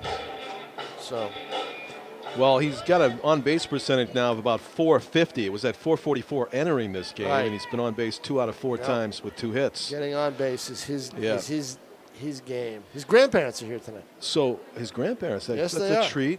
They got to see him play and play well. Yep. He's been a factor in defense and on offense here for the Silver Knights tonight. So as you can see, I'm dancing around whatever dumb question you got for me. No, it's not dumb. Flicks off the pitcher's glove and completing the double play.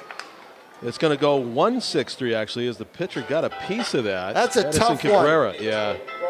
See, you don't want to take the bat out of Cook's hands because he's one of their best hitters.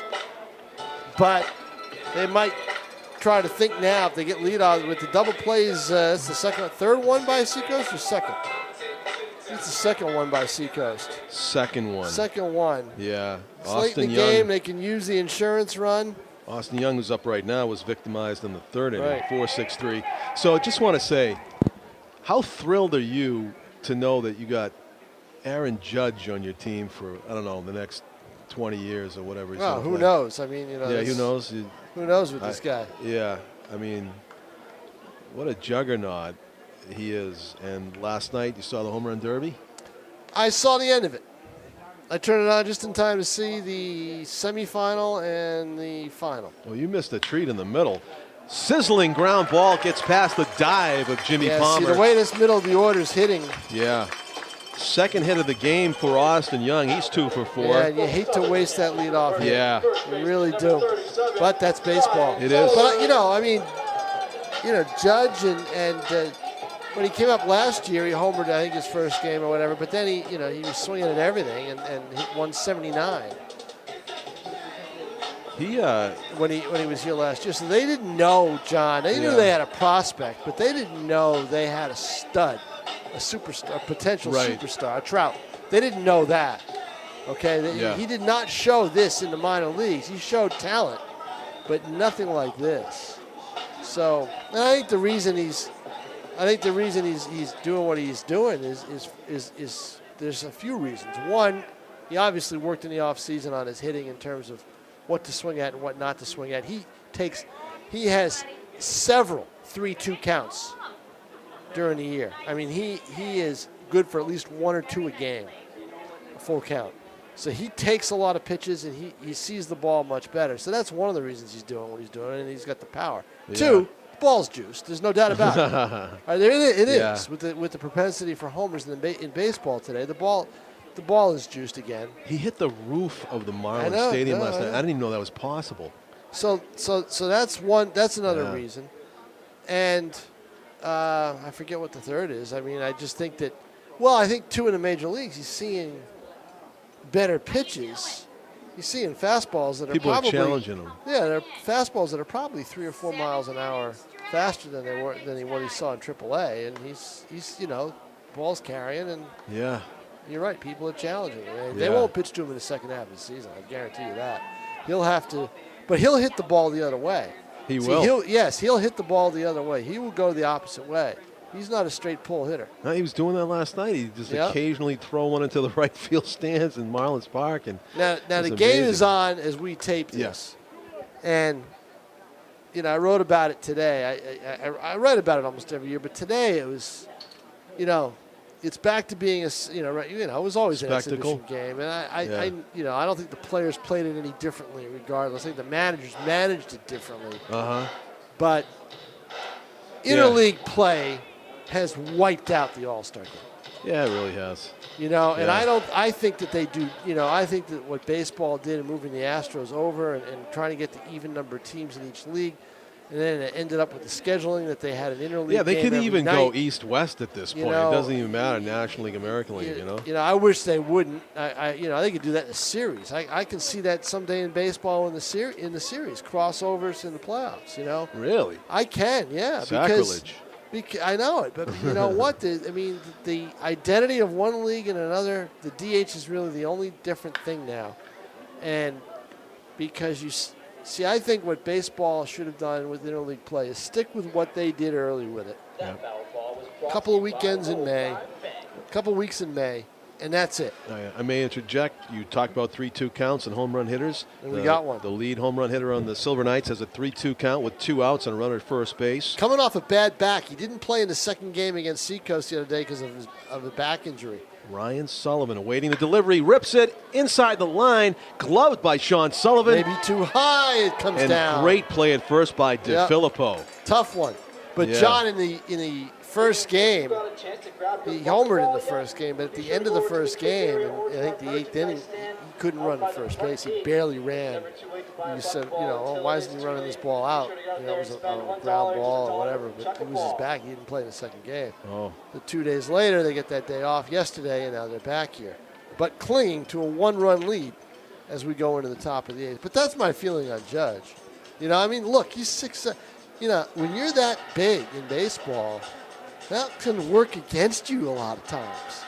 The strike zone's different. You got to, the whole bit.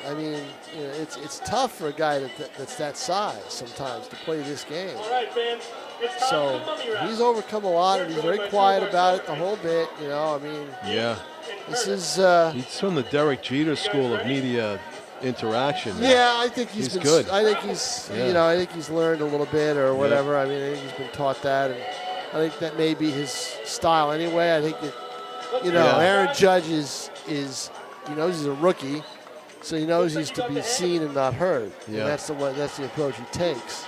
He'll be a leader if he stays a Yankee for several years, he'll be a leader on that team. Yeah. But the thing is the young core they have, It's good. The Red Sox have that young core too. It's to match they have a young core that could possibly match. I didn't think it was possible, but the people they brought up, all of them has done pretty well. The people they've got in the minors, they have people. Also good. Yeah. They have people that can match maybe what Boston has done. I didn't think that's possible. Yeah, with Bogarts problem and with New York Benintendi and Betts. What they can't match the Red Sox in is pitching. Red Sox have better pitching, and that's total reversal from the way the organizations were back in the 70s and 80s. Well, it won't take them a while to reload, I'm sure, when they target the right people. But that's Tom King. I'm John Collins. Our cameraman is Tim O'Neill. You're watching NashuaETV as we record this on a balmy Tuesday night, July 11 of 2017. We got a good game going. 4-3. The Silver Knights are ahead by the 1 run as we go to the top of the 8th inning. 11 hits for the Silver Knights, 8 hits for Seacoast. A lot of first pitch swinging as both pitching staffs have pitched to contact tonight, not trying to blow away the opposing hitter, but just make him put it in play. And we've seen some great defensive plays as well, including the one that just ended the bottom of the 7th inning. Leadoff batter for Seacoast here in the 8th is Brock Henderson. The 2-hitter in the order is 1-4-3 with a single and a pair of pop-ups to third base. Looks at strike 1. And ball 1 at 88 miles per hour on the gun.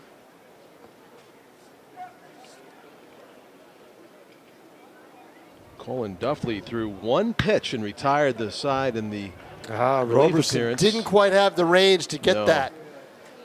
And now you're flirting with danger with the leadoff hitter on. In a 1-run game. Yeah, you're hoping to get the same result that Seacoast got last inning with the double play. It would come in handy here, but they have to do it against DeFilippo, who is 2 for 3. Perhaps the best hitter for Seacoast. You're going to see hit and run here, I think, John, don't you?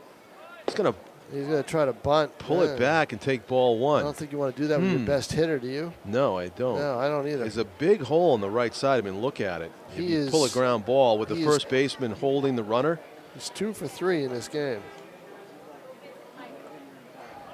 I think you at 2-0 right now, you let him swing away and say, don't send the runner, because the Moneyball Bill James will tell you that you hit about 60, 70 points higher in this situation. You got the first baseman hugging the bag, second baseman's playing for the double play. You got a left-handed pull hitter.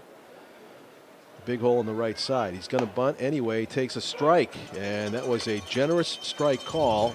A grimace from DeFilippo, who clearly did have the bunt sign. I think he was told to bunt if the ball was in the strike zone, and he took it thinking it was ball 3. Instead, it's a 2-1 count. Duffley's got to come right at him here. Duffley throws, bunted in front of the mound. They're going to play it second? No. The safe way goes Austin Young, 1 out. Young wanted to throw to second, but it's too far of a throw, I think. The runner would probably have beaten it out. I'll tell you what, Tom, with DeFilippo's bat, I'll take that if I'm the Silver Knights. Well, I would with the way he's hit, but you don't want, you've got the tying run at second base. If you were here on Sunday, anytime Seacoast got a runner in scoring position, they got him home. That's the way they played. And they were tenacious. I suppose the Mavericks believe that Solomon is due. He is 0 for 3. 2 ground outs and a fly out. And takes a ball up and away at 88 miles per hour on the radar gun here at Holman Stadium. Duffley watching the runner at second. You don't want him to take third base and end up with just needing a sac fly to tie this game. And he is very distracted by the base runner. You can tell. He's 2-0. This is only Duffley's second appearance. Well, he just joined the team. Just joined the team about a week and a half ago. Again, on an innings restriction from UMass Lowell on request by UMass Lowell, so that's why they waited for him to come here. Yeah. He hasn't joined the walks club yet, and he probably, if he's going to walk anybody, it wouldn't be a bad spot for it. Big swing and a miss. That was 91. It was the fastest pitch we've seen tonight. Now he should pull the string. 2-1. He's come in with 3 fastballs. I got to say, reading that swing, I want to go back to the heater. I don't know. Well, pop up. That's going to be trouble. Well, Roberson may have it. Nice play. Twisting and turning the shortstop. Ranging pretty far out there in left center to make the catch. 2 out. That was a good play by Roberson. Had to back up. It was looking like it was going to be in no man's land, and Roberson grabs it. Yeah, he might have actually turned to face the infield a step or two too early, but he was able to do the back pedal and cover the ground. So Stephen Octave, who has hit the ball hard a couple of times tonight, has a single and a run scored to show for it. 1 for 3, the designated hitter. They're going to put him on.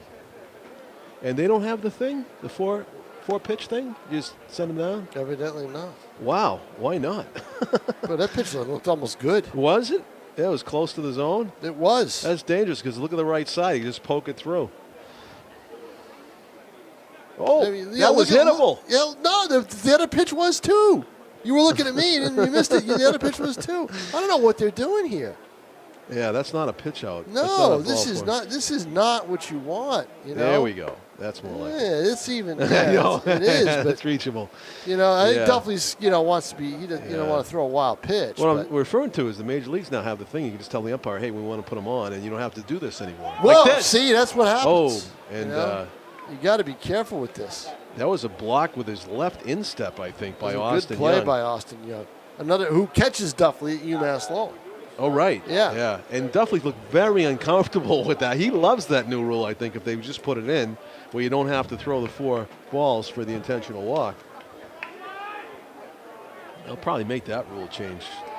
Well, Octave, the DH, he singled. Oh, this is now Sean Sullivan, the left-handed hitter. Right, he singled and scored. So Okay, yeah. Octave did. Yeah. But he was, 2 outs after that, one being a fly ball to center last inning. Yeah, they have to face the lefty now.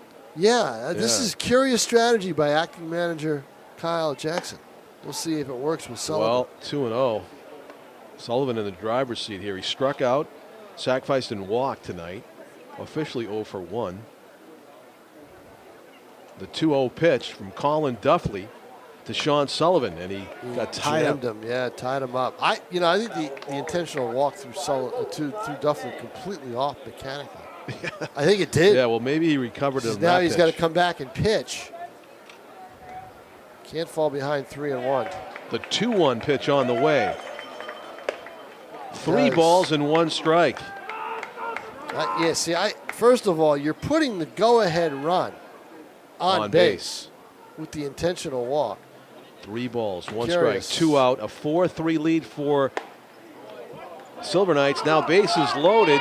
And Kyle Jackson's going to go out and talk to him or take him out, one or the other. But see, that's the danger. Now you got the lead run. See, that's the danger of the intentional walk. I don't see why they did that. I really don't. The batter will be Edison Cabrera, who tripled his last time up. He's staying with him, I think. This is a This is a chat. Very curious. Edison Cabrera. Yeah, see, I don't want to pitch to Cabrera. Cabrera's a good hitter. 364 batting average. Yeah, see, he's a good hitter. He's a producer. He's got 3 homers among his 16 hits on the season, 16 for 44. And he's got a chance to give his team a tie game or a lead here, but there are 2 out. Edison Cabrera facing Colin Duffley, the Nashua Silver Knights relief pitcher. Fires ball 1, up and away. An easy take for Cabrera in that instance. 8th inning. Key point in this game, the 1-0. Chin music for Cabrera, and it's 2 balls and no strikes. Boy, I'll tell you, cannot find the plate in the worst possible time. Walks again, coming back to haunt this team. Ball not 3. even close. That intentional walk completely threw him off. It really did. You could tell. You could tell he was not the same pitcher after that. The 3-0. Right down the pipe. Let's see if Cabrera takes a swing here. With the ball gets loose from the bullpen. I just think Duffley's got to put the ball over the plate. I mean, he can't screw around. Big swing and a miss. 82. I think he took something off. He's got to do it again. You know, I just don't think he can try to blow it by him because he's lost his control that way. The runners are off with the 3-2 pitch. He fouls it off. Cabrera just spoiling that one. It was on the outside edge. It had strikeability. Yeah. You know? Yeah, so credit Duffley with throwing 3 straight strikes here. Can he come up with a 4th? Again, the runners will be off on 3-2. Foul straight back. Yeah, 5 straight strikes from Duffley. Yeah, he's been right around the strike zone now, but Cabrera putting up a battle here, though. I think he's got to take something off this pitch. Cabrera's timing it. Silver Knights almost fans on it. clapping rhythmically, trying to keep Duffley in that groove. Again, the 3-2 pitch, high to center. Tyree moving back, but he has a beat on it. And he's got it for the 3rd out of the inning. About 380 feet away. A long, loud fly out by Edison Cabrera, but Seacoast leaves the bases loaded. Boy, he got all of it. And interesting, Kyle Jackson goes out to the mound and sticks with Duffley. Yeah. And, that's his decision to make. I still don't like the intentional walk. I'll have to ask him about it. Yeah. You should. And he's got a reason for it. I mean, every move he's made in this game has been for a reason. I mean, the way he orchestrated the lineup, the way he had his run. He said he was going to have his runners moving a lot tonight, the whole bit. I guess respect for Octave, who came into the game. What is he batting? 269. I don't see it. Yeah, I know. Unless there's a history there with Duffley. Yeah, right. So. Number 7 for Seacoast.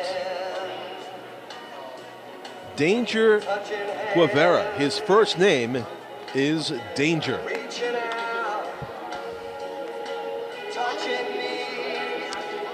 Now, if you were in the Robinson family, you could name your kid Danger Will Robinson.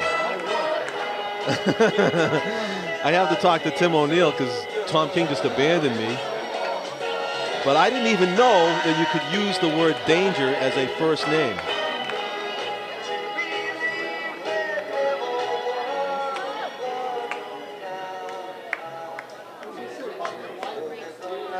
And I'm sure with a guy that's pitching in the Futures Collegiate Baseball League, he's got some matter of experience behind him. And there have been times where Danger has pitched out of danger and faced dangerous hitters. You're missing my danger riff.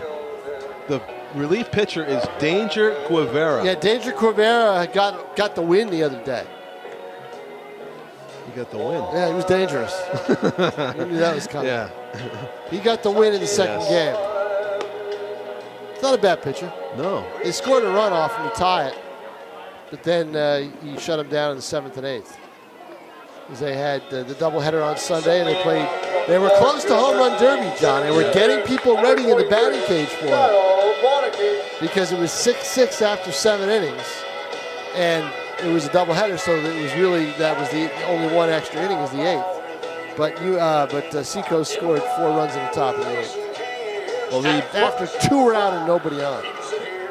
As happens so many times when we do Silver Knights games and other baseball games for high school, the 8th inning or the second to last at bat for the home team should be sponsored by an insurance company because they need a run or two here, I think, to be comfortable. It's true. Bottom of the 8th inning, 1-run game. You ought to be a general manager someday, Jim. Yeah, let's get a sponsorship. That, huh? Look out. That was into the stands at about 100 and fortunately hit an empty seat. Danger Guevara coming in firing bullets here, and late on the swing was Kyle Bonneke, the designated hitter, usual shortstop for the Silver Knights. 2 for 3 with an RBI and a run scored. Line drive down the left field line. It's slicing past the dive of the left fielder, Brock Henderson. It's going to be extra bases yeah, for he'll have Bonneke. to stop in second. He's got to stop. He does. That's a he was distance. going full speed. Huh? Fortunately for Henderson, he was able to get up after that hard diving try and get the ball back into the infield, but a leadoff double for Kyle Bonneke, his 3rd hit of the game. And now you've got Roberson up with 2 hits tonight. Yeah, or hit by pitch. Oh, that's right, hit by pitch. And a single and reached a run base scored. Twice. Chance to give the Silver Knights that previously mentioned insurance run. Bunting at it, takes a strike. Runner, third baseman is in on the grass. Would you guess on the height and weight of Danger Guevara, Tom? I'd say about 5'10", 5'11", 170. You're right on the money with the 170 at 5'11". Yeah, I thought. How about that? he I looks a didn't little even look shorter at than it. me. Well, does the job, does Go to first Roberson. in time. So now you've got the go-ahead run, or the insurance run, rather, at third base with Maduri, who almost always hits the ball in the air. Number 38, Anthony Maduri. Not bad, huh? What did I say, nice. five? Yeah, I just thought. I didn't even look he at doesn't it. look 5'11" to me. Though. I just guessed. Yeah. But he's got the one out here and a runner on third base after the successful sac bunt by Roberson. Attendance tonight is 920. Not bad for Tuesday to take it. They love 80 more in the seats, though. Yeah, get that. Through the backstop and no advance. The ball ends up near first. Double clutched at third by Bonneke. He had a couple of thoughts to go, especially when it got by the catcher on the rebound. Well, I think once it got by the catcher, there's nothing you can do about that. You can't try to score on that. Unless you're Billy Hamilton. Yeah. You go like 30-foot lead and then I'm going. Because it comes right back to you. Yeah. And that's the experience right there at home. That's a new one, though. I don't think I've seen the rebound into the first base foul ball area. Of course, fair if he territory went, he probably would have scored. But yeah, he didn't know that. You can't you can't assume that the ball is going to get bounce off the wall and come back, and the catcher's going to miss it. Guevara with that live arm. He's throwing 91, but missing. 2 balls and no strikes. The infield is in. They're trying to prevent that insurance run from scoring in the person of Kyle Bonneke at third. The 2-0 foul straight back. Maduri trying to lift that ball to left center is what he was trying to do with that pitch. Yeah. Sitting on the 2-0 pitch. That was it. That's what he wanted. Tell you what, if he hits a long fly ball here, he can keep running. The outfielders are fairly shallow all the way around on Maduri. And then grounded back to the third baseman, first baseman. That'll get There's it a home. deep one, and he can keep running. Yep. This is over the head of the right fielder. It is. And it's going to be a triple. Maduri's going to end up at third. Yes, maybe more. Probably just 3. What a on cue hit by Anthony Maduri, who hits it over the right fielder's head and jogs all the way around to third base. It is a RBI triple for Maduri, who comes through in a big way. I said he always hits it in the air. That's the way he is.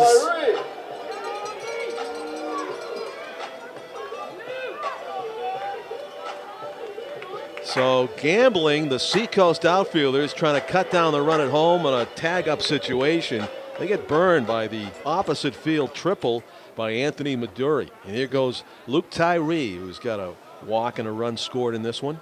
You got Ryan Cavelli warming up in the bullpen. Team USA is playing the Futures Prospect All-Star team. They just put together a team tonight in Worcester. That's where BJ and Everett is. I see. 3-3 midway through. How about that? Yeah. Guevara misses down and in, 1 ball and 1 strike. 93 miles per hour for Guevara on that pitch to Luke. 4-3 Futures now, bottom 4. Interesting to see that roster. Games in Worcester at Fitton Field. Hanover Insurance Park at Fitton Field. Infield's still in with the 1 out. Strike 92 on the gun. That froze Tyree on the inside corner. 1 ball and 2 strikes. 5-3. The Silver Knights lead it. Potential run number 6 is at third base in the person of Anthony Maduri. The 1-2. Change up out ahead. Strike 3. 2 outs. Not a good job by Tyree because you've got the runner at third base. All he has to do is lift the fly ball, and you've got a 2-run lead, a 3-run lead. Right. Instead, he can't make contact. Here's one of the hotter hitters on this team, Cam Cruz, hitting 140, 150 until last Monday night, July 3rd, when he hit a 3-run bomb that gave the Silver Knights a comeback win. Takes a fastball high. And he's been hitting a lot better ever since. He's got a single and a sac fly tonight. Chance for some 2-out magic here for Cam Cruz, batting 9th in the order. Hard hit to the third baseman, Sean Sullivan, across the diamond. Good throw to DeFilippo. So the Silver Knights do strand 1 runner at third, but they get the all-important insurance run. They're ahead 5-3 as we head to the top of the 9th here at Holman.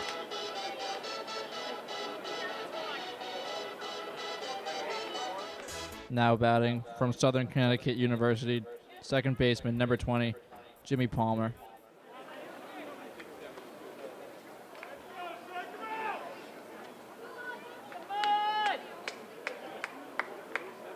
Top 9, here we go, and the first batter swinging through the fastball. Is this our closer, Mr. Cavelli? Jimmy Palmer is the batter. The 8-9 hitters due up for the Mavericks. Palmer is 2 for 3 with a double and a single. Ground ball sharply struck. Roberson's up with it. Throws it in time. 1 up, 1 down in the Seacoast 9th. Stepping up to the plate from Central Connecticut College, center fielder number 12, Chris Canios.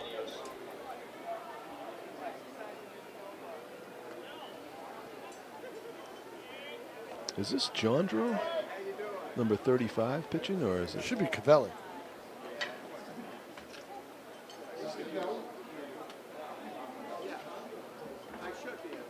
Jason Jondros, the closer. First pitch, swinging ground ball through the right side. Canios is aboard with 1 out. Seacoast still alive here. Their hope's still alive as they need 2 runs to tie in the top of the 9th. Going with the pitch, Canios, who hit the ball well all night. 3 hard hit balls. He was 1 for 2 with a walk before that, batting in the 9th spot in the order. Definitely making a bid to move up in the Mavericks pecking order. And Jondro's pitch up and away, ball 1. And they want Jondro to pitch, and because Cavelli, not Cavelli, but Duffley took his spot in the 8th inning. So, oh yeah.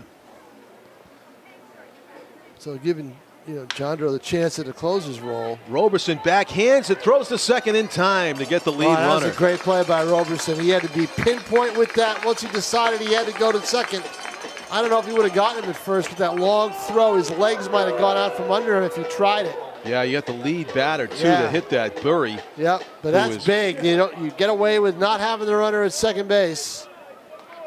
Yeah, that is big. I mean, that would have allowed the tie run to be aboard. Instead, still a runner only at first base and 2 out to Brock Henderson, who's 2 for 4.